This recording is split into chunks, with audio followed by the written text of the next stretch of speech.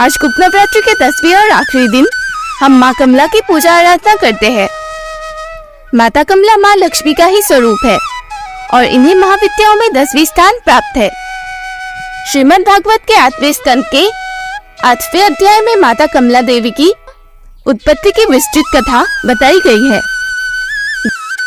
देवताओं एवं असुरों के द्वारा अमृत प्राप्ति के उद्देश्य से किए गए समुद्र मंथन के फलस्वरूप इनका प्रादुर्भाव हुआ था। समुद्र मंथन के समय अनेक पदार्थ और वस्तुएं निकली थी, जिन्हें देवता और असुर आपस में बांटते गए। इसी समुद्र मंथन के दौरान माता लक्ष्मी यानी कि माता कमला का प्राकट्य हुआ था। तब उनकी सुंदरता देख देवता और असुर उनसे मोहित हो गए थे और उन्हें अपने पति के रूप में पाना चाहते थे। परंतु माता लक्ष्मी ने अपने पति के रूप में नारायण को चुना और उन्होंने नारायण को अपने पति के रूप में वर्ण किया था। मान्यता के अनुसार दुर्वासा ऋषि के श्राप के कारण ही माता लक्ष्मी और नारायण एक दूसरे से विलग हुए थे, जिस कारण माता लक्ष्मी और समस्त संसार की वस्तुएं समुद्र में लीन हो गई थी, जिस कारण समुद्र मंथन किया गया। माता कमला वैष्णवी शक्ति है तथा नारायण की नीला सचरी है, अतः इनकी उपासना जगत आधार शक्ति की उपासना है। माता कमला एक रूप में समस्त भौतिक या प्राकृतिक संपत्ति की अधिष्ठात्री देवी है और दूसरे रूप में सच्चिदानंदमयी लक्ष्मी है, जो भगवान विष्णु से अभिन्न है। देवता, मानव, दानव सभी इनकी कृपा के बिना अधूरे हैं। इसलिए आगम और निगम दोनों में इनकी उपासना समान रूप से वर्णित है। सभी देवता, राक्षस, मनुष्य, यक्ष, गंधर्व इनकी कृपा प्रसाद के लिए लालायित रहते हैं। माता कमला के ध्यान में यह बताया गया है कि इनकी कांति स्वर्ण के समान है। हिमालय के क्षत्रिय श्वेत वर्ण के 4 हाथी अपने सोन में 4 स्वर्ण कलश लेकर इन्हें स्नान करा रहे हैं। ये अपनी दोनों भुजाओं में वर एवं अभय मुद्रा तथा 2 भुजाओं में 2 कमल पुष्प धारण कर रही है। इनके सिर पर सुंदर किरीट तथा तन पर रेशमी परिधान सुशोभित है। ये कमल के सुंदर आसन पर विराजमान है। माता समृद्धि का प्रतीक है। समृद्धि की प्रतीक महाविद्या कमला की उपासना स्थिर लक्ष्मी जी की प्राप्ति तथा नारी पुत्र आदि के सौख्य के लिए की जाती है। माता कमला को माता लक्ष्मी तथा षोडशी भी कहा जाता है। भार्गवों के द्वारा पूजित होने के कारण माता कमला को भार्गवी भी कहा जाता है। इनकी कृपा से पृथ्वीपतित्व तथा पुरुषोत्तम दोनों की प्राप्ति हो जाती है। आद्य शंकराचार्य के द्वारा विरचित कनकधारा स्तोत्र और श्री सूक्त का पाठ, कमलगत्तों की माला पर श्री मंत्र का जाप, बिल्वपत्र तथा बिल्व फल के हवन से माता कमला देवी की विशेष कृपा प्राप्त होती है। स्वतंत्र तंत्र में कोलासुर के वध के लिए इनका प्रादुर्भाव होना बताया गया है।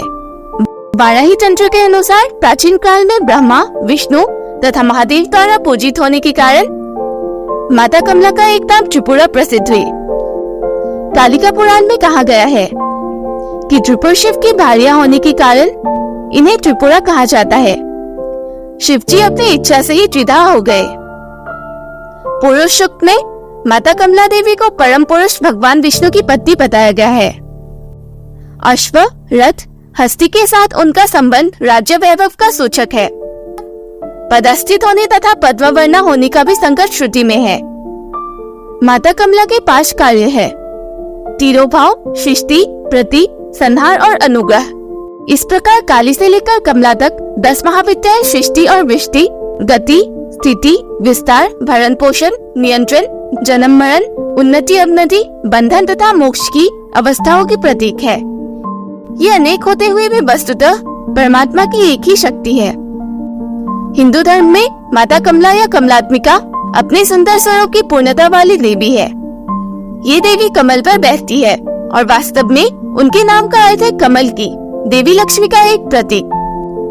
माता कमला महालक्ष्मी के अलावा और कोई नहीं है।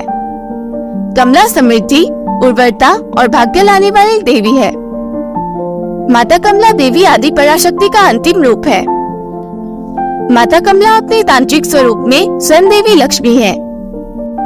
कमलम कमल का फूल है और कमला कमल में निवास करने वाली है।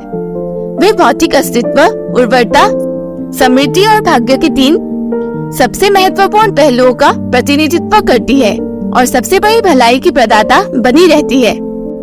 ये धन की देवी है और अपने भौतिक और आध्यात्मिक दोनों पहलुओं के साथ अपने भक्तों को आशीर्वाद देने में तत्पर रहती है। माना जाता है कि माता कमला दुधिया सागर यानी कि समुद्र मंथन के समय निकली थी और उन्हें संरक्षण और जीविका के देवता स्वयं महाविष्णु ने उन्हें अपनी पत्नी के रूप में चुना था। सुनहरे वर्ण के होने के कारण उन्हें माता कमलात्मिका कहा जाता है। माता कमला अपने चारों हाथों में कमल का पुष्प धारण करती है, जबकि अन्य 2 रक्षा और आश्वासन और वरदान मुद्रा देने वाले रूप में देखे गए हैं। पूर्ण विकसित कमल के पद्मासन में बैठी हुई है। उन्हें 4 हाथियों द्वारा नहलाया गया है, जो धीरे से अपनी सूंड के माध्यम से उन पर अमृत डालते हैं। इस प्रकार माता कमला अनंत सौंदर्य और अनुग्रह की प्रतिमूर्ति बनी गई है। माता कमला की पूजा करने से भक्तों को उनका दिव्य आशीर्वाद प्राप्त होता है। उन्हें आर्थिक तंगी से मुक्ति मिलती है। उनकी कृपा से दुख, असफलता, संतानहीनता, दुर्भाग्य और शुक्र ग्रह के दुष्प्रभाव की शक्तियों से मुक्ति मिलती है। माता कमला की महिमा अपरंपार है। माता कमला अपने सभी भक्तों पर कृपा बरसाती है। तो यह थी माता कमला की कथा। तो कमेंट्स में जरूर बताएं कि आपको हमारी सीरीज 10 महाविद्या कैसी लगी। उम्मीद है कि आपको हमारी सीरीज पसंद आई होगी। अगर आपको आज की कहानी पसंद आई तो वीडियो को लाइक, शेयर और चैनल को सब्सक्राइब करना ना भूलें। मिलते हैं अगले एपिसोड्स में ऐसे ही रोचक कहानियों के साथ। हर हर महादेव, जय मां कमला।